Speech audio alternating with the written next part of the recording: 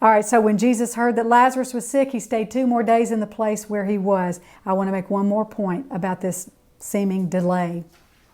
It probably did seem to Mary and Martha that Jesus did not hear their cries. Sometimes it feels like he doesn't hear us. We're crying out and he seems so silent. Why is he not rushing to help us? Does he not know that time is of the essence? We're living in time. Time's running out. But again, the passage of time is not a no from God. If we are waiting, it's because I truly believe God is ensuring that we are going to experience His absolute best. Jesus is never late. And another thing, He's never in a hurry. And you know, the best story I have of that is when Jairus comes, because his 12-year-old little girl is on her deathbed, and he comes and falls at the feet of Jesus and he begs him. Mark 5, he begged Jesus earnestly, saying, "My little daughter lies at the point of death. Come and lay your hands on her that she may be healed and she will live." So Jesus went with Jairus. Now, you know what that means? Jesus is saying, yeah, I'm coming with you. I'm going to heal your daughter. It's as good as done.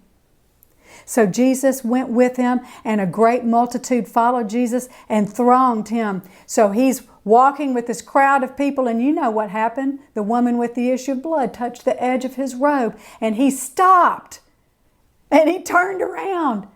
"Who touched me? I felt power go out of me." And he stops to have a discussion with this woman. And Jairus is right there with him. Can you imagine being Jairus? He must have been so upset, but probably saying nothing because he so honored Jesus. But this woman, and fearing and trembling, "It was me," and he calls her daughter. And you know the story. And then he heals her. And do you know what happened in the meantime? The little girl died.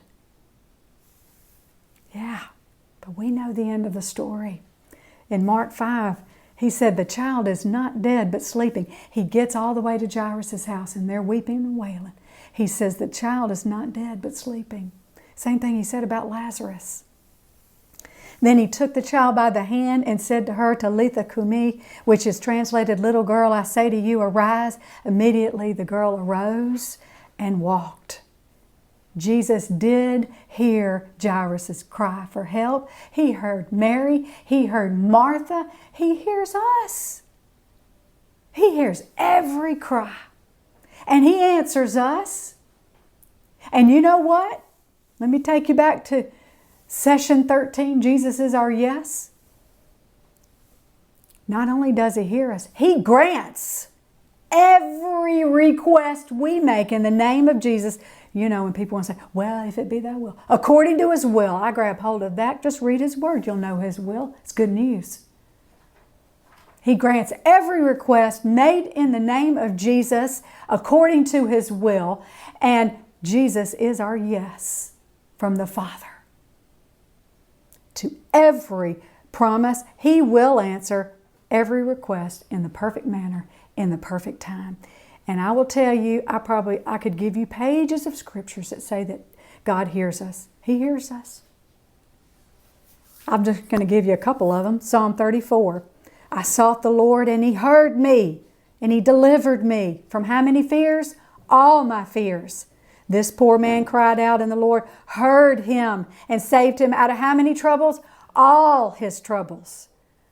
The righteous cry out and the Lord hears and delivers them out of all their troubles." Psalm 118:5. "I called on the Lord in distress. The Lord answered me, and He set me in a broad place." We need to decide today that we're never giving in to the devil's lies, and we're never giving up on the promises of God. We ought never lose heart. We ought always to pray and never give up. Jesus said in Luke 18, "Shall not God avenge His own elect who cry out day and night to Him, though He bears long with them?" He never leaves us alone, does He? I tell you, He will avenge His elect speedily. One day you'll have a problem, the next day you won't. It'll be gone. Just like that. So we never lose heart. Jesus said so. All right,